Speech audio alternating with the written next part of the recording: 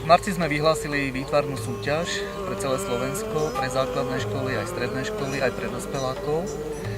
Mandala for the World, ktorá mala jednak spestriť deťom vyučovanie a mala zapojiť do tejto akcie čo najviac detí z celého Slovenska. Organizátorom tejto súťaže bola a je teda základná umelecká škola v Spišskom Mrhove. Vyšlo nám počasie, veľmi sa tomu teším. Partia ľudí, ktorá je za mnou v počte kusov 8, vytvorila mandalu s priemerom 29 metrov, ktorá ďaleko prekračuje svetový rekord, ktorý vytvorili Thajčania, keď tu máme 12 000 obrázkov. Je tu 12 000 detí, respektíve autorov.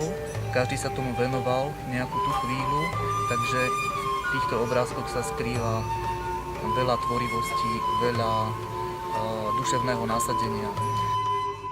Chcem sa poďakovať všetkým deťom z celého Slovenska, ktoré sa zapojili do tohto nášho projektu.